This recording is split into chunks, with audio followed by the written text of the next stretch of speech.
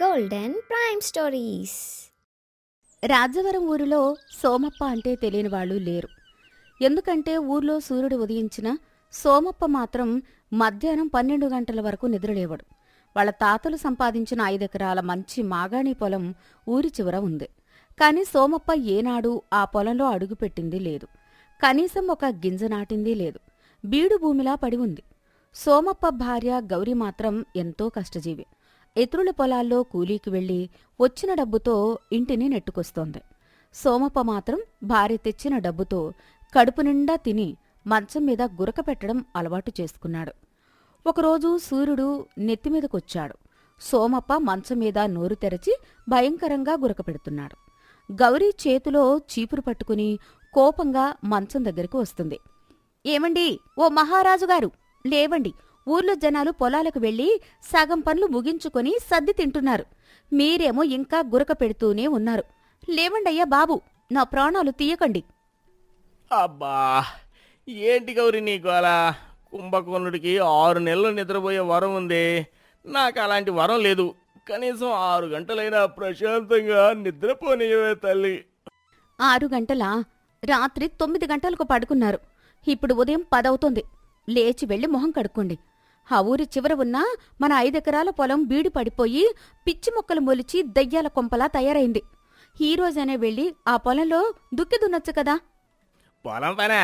అమ్మ బాబోయ్, పొలం పనులు చేస్తే నా సున్నితమైన చర్మం కందిపోదుటే. అయినా మా తాత ధర్మయ్య ఎంతో కష్టపడి ఆ పొలం కొన్నాడు. ఆయన ఆత్మ శాంతించాలంటే ఆ పొలం అలాగే పచ్చగా పచ్చగడ్డితో ఉండాలి. దాన్ని తవ్వి నేను ఆయన్ని బాధ పెట్టలేను. ఓహో, మీ తాతగారి మీద భక్తి పుట్టుకొచ్చిందా? సరే, మరి మనకు పూట గడిచేదెలాగండి? నేను ఇతరుల పొలాల్లో కూలీకి వెళ్తే కాని మన ఇంట్లో పొయ్యి వెలగడం లేదు. మీరు మగాడై పుట్టింట్లో పడుకుంటే ఊళ్ళో వాళ్ళు నవ్వుతున్నారు. ఎవరో ఏదో అన్నారని మనం మన పద్ధతి మార్చుకోకూడదే గౌరీ. అయినా నాకు ఈరోజు ఒంట్లో బాగోలేదు. కడుపులో ఎలుకలు యుద్ధం చేస్తున్నాయి. త్వరగా వేడివేడిగా అన్నం, నెయ్యి, ఆవకాయ పచ్చడి పట్రా. తిన్నాక కాస్త రచ్చబండ దగ్గరికి వెళ్ళి గాలి పీల్చుకుని వస్తాను. గౌరీ తల బాదుకొని ఆయనకి బద్ధకం ఇలా అయితే వదలదు, ఆయనకు తగిన బుద్ధి చెప్పాలి అని మనసులో అనుకుంది. సోమప్ప కడుపు నిండా తిని మేసం తిప్పుకుంటూ ఊరి మధ్యలో ఉన్న రచ్చబండ దగ్గరికి చేరుకున్నాడు.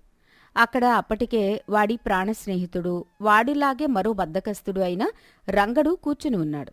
ఇద్దరూ కలిస్తే ఇక లోకాభిరామాయణం మొదలవుతుంది. యారా సోమప్ప, వచ్చావా? ఏంటి ఈరోజు ముఖం కొంచెం వాడినట్టు ఉంది? వదిన గారు వంటలో నెయ్యి తక్కువ వేసిందా ఏంటి? నెయ్యి కాదురా రంగడు, ఉదయాన్నే నా పెళ్ళం నా చెవుల్లో వేడి సీసం పోసింది. పొలానికి వెళ్ళి దున్నాలట, కష్టపడాలట. కష్టపడితే ఈ దేహం ఏమైపోవాలిరా? మనం పుట్టింది బతకడానికా, లేక ఆ మట్టిలో పడి చావడానికా? అదే కదరా నేను అనేది. పని చేస్తే ఎవడైనా బతుకుతాడు. కానీ పని చేయకుండా మహారాజులా బతకడమేరా అసలైన మగాడి లక్షణం. కానీ ఎలారా? పైనుంచి ఆ దేవుడు బంగారు నాణేల వర్షం ఏమైనా కురిపిస్తాడా? అదే నేను కూడా ఆలోచిస్తున్నానురా. ఎక్కడైనా పాతకాలపు గుప్త నిధులు దొరికితే బాగుండురా. ఒక్క రాత్రిలో మనం జమీందారులం అయిపోవచ్చు. ఇద్దరూ అలా ఆకాశంలో మేడలు కడుతూ పగటి కలలు కంటూ కూర్చుంటారు. సాయంత్రం కాగానే సోమప్ప ఆవలిస్తూ ఇంటికి దారితీస్తాడు. రాత్రి 8 గంటలైంది. సోమప్ప భోజనం ముగించి మంచం మీద పడుకుని అప్పుడే గురక మొదలుపెట్టాడు. గౌరీ సోమప్ప అహంకారాన్ని, అత్యాశను వాడుకుని సోమప్పతోనే పొలం దున్నించాలని గౌరీ ఒక అద్భుతమైన నాటకానికి తెరతీసింది. అర్ధరాత్రి 12 గంటలకు పడుకున్న సోమప్పను భయంగా, కంగారుగా తట్టి లేపింది. ఏమండి, లేవండి. అయ్య బాబోయ్, నాకు భయమేస్తోందండి. త్వరగా లేవండి, త్వరగా లేవండి. ఏంటి, ఏమైంది? దొంగలు పడ్డారా? అది కాదండి, నాకు కల వచ్చింది.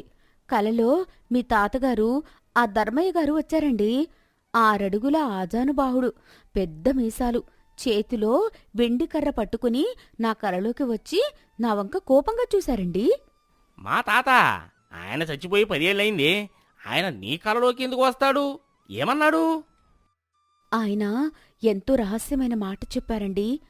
ఓసి నా మనవరాలా, నా మనవడు సోమప్పకు ఈ విషయం చెప్పు. ఊరి చివర ఉన్న మన 5 ఎకరాల పొలంలో సరిగ్గా మధ్యలో భూమికి 5 అడుగుల లోతులో నా తాతల కాలం నాటి 7 బంగారు బిందెలు పాతిపెట్టాను. ఆ బిందెల నిండా బంగారు నాణాలు ఉన్నాయి. వాడు వెళ్లి వెంటనే ఆ పొలాన్ని గట్టిగా తవ్వి ఆ నిధిని తీసుకుని జమీందార్లా బతుకమను. ఆ నిధి తీయకపోతే భూతం పాలవుతుంది అని చెప్పి మాయమైపోయారండి. ఏంటి 7 బంగారు బిందెలా? ఓరి నాయనో, మా తాతకి నేనంటే ఎంత ఇష్టమే. నేను పుట్టకముందే నా కోసం 7 బిందెల బంగారం దాచాడన్నమాట. ఇంకేముంది గౌరీ, రేపటి నుంచి మన కష్టాలు తీరిపోయాయి. నువ్వు మహారాణివి, నేను మహారాజుని.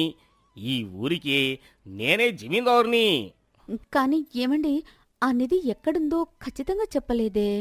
పొలంలో మధ్యలో అన్నారు కానీ పొలమంతా 5 ఎకరాలుందే. ఇప్పుడు ఆ నిధి ఎలా దొరుకుతుంది? ఈ సోమప్ప బుర్ర ఏమనుకున్నావే? ఏముంది, 5 ఎకరాలు తవ్వేస్తాను.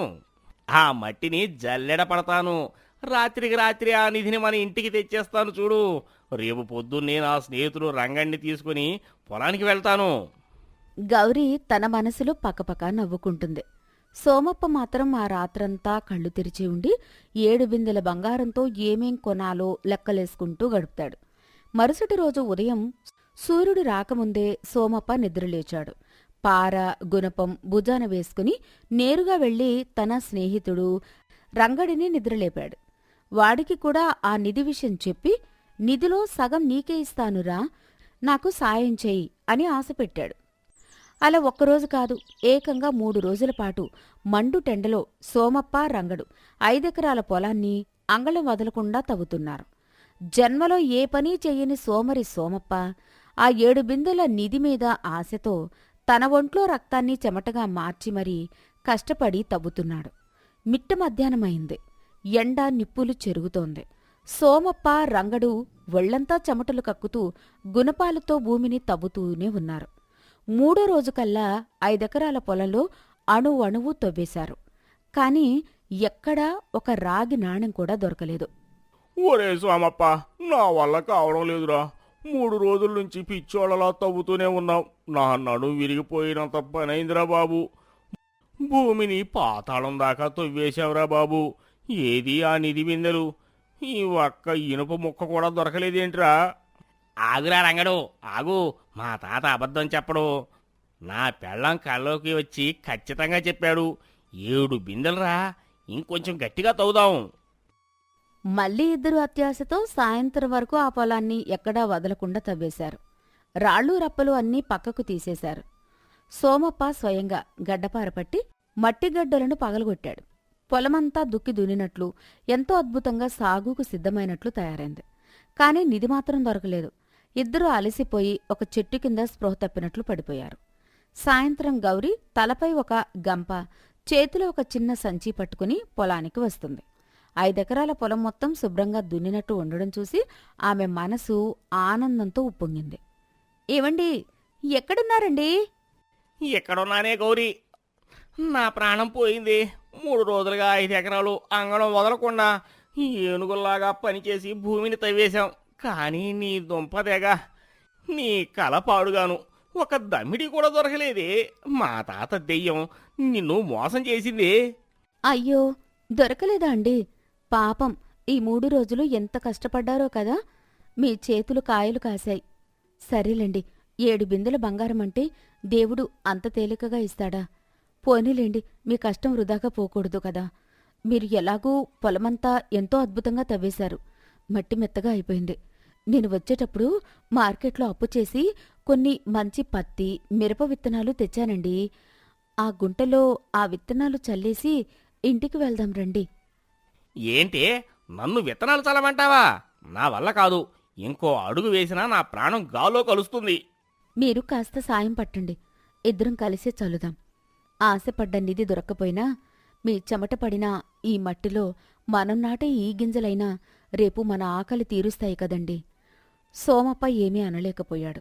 ఏనాడూ పారపట్టుకోనివాడు 3 రోజులు కష్టపడేసరికి ఆ మట్టితో వాడికి ఏదో తెలియని బంధం ఏర్పడింది. మెల్లగా లేచి గౌరీతో కలిసి ఆ తవ్విన పొలంలో విత్తనాలు చల్లి భార్యతో కలిసి ఇంటికి వస్తాడు. అలా ఆ రోజు గడిచిపోయింది. దేవుడి దయవల్ల మరుసటి రోజే ఆ పల్లెటూరులో వర్షాలు బాగా పడ్డాయి. 5 ఎకరాల పొలమంతా నీటితో తడిసి సోమప్ప చేతులతో చల్లిన విత్తనాలు వారం తిరిగేసరికి ఏపుగా మొలకెత్తాయి. అయితే ఆ 3 రోజులు కష్టం సోమప్పలో ఒక గొప్ప మార్పును తీసుకొచ్చింది. వర్షాలు పడి పచ్చటి మొలకలు రాగానే సోమప్ప మనసు పూర్తిగా మారిపోయింది. నేను నా చేతులతో తవ్విన పొలంలో ఆ పచ్చటి పైరు ఎలా వస్తుందో చూద్దాం అన్న ఆశ వాడికి పుట్టింది. బద్ధకాన్ని పక్కన పెట్టి ప్రతిరోజూ ఉదయాన్నే నిద్రలేచి పొలానికి వెళ్లి రావడం మొదలుపెట్టాడు. ఎండనక వాననక పొలానికి వెళ్లి గౌరీతో కలిసి కలుపు తీశాడు, నీరు పెట్టాడు. ఆ పైరు ఎదుగుతుంటే ఒక కన్న తండ్రిలా మురిసిపోయేవాడు. కాని కాలం గిరుని తిరిగింది.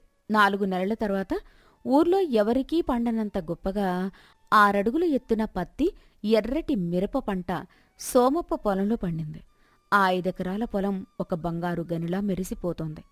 ఒకరోజు సోమప్ప అరుగు మీద కూర్చుని ఉండగా అప్పుడే గౌరీ 2 సంచులతో ఇంటికి వస్తుంది. ఆ సంచుల నిండా డబ్బుల కట్టలు ఉన్నాయి. ఏమండి, ఓ మహారాజుగారు! ఏంటి ఆ అరుపులు? ఏంటి ఆ సంచులు? చూడండి, మీ తాతగారు కలలో చెప్పిన 7 బిందెల నిధి ఇదేనండి. మన 5 ఎకరాల పొలంలో మీరు పగలు రాత్రి కష్టపడి పండించిన పంటను అమ్మిన డబ్బులండి ఇవి. ఇవి వేలు కాదు, లక్షల రూపాయలండి. మన కష్టాలు తీరిపోయాయండి. సోమప్ప ఆ నోట్ల కట్టలను చూసి కళ్ళు తేలేశాడు. జీవితంలో వాడు అంత డబ్బు కలలో కూడా చూడలేదు. ఏంటి గౌరీ, ఇదంతా మన డబ్బా? మన పొలంలో పండిన పంటేనా ఇదంతా? అవునండి, ఆ రోజు మీ తాతగారు నా కలలోకి రాలేదు. ఆయన ఎలాంటి నిధి దాచలేదు. మీలోని బద్ధకాన్ని వదిలించడానికి ఆ నిధి నాటకం ఆడానండి. మీరేమో ఆ 3 రోజులు కష్టపడి తవ్వారు. ఆ తర్వాత ఆ మట్టి మీద మమకారంతో మీ మనస్సు మారి మీరే స్వయంగా రోజూ పొలానికి వెళ్లి కష్టపడ్డారు. భూమి తల్లి ఎప్పుడూ మోసం చేయదండి.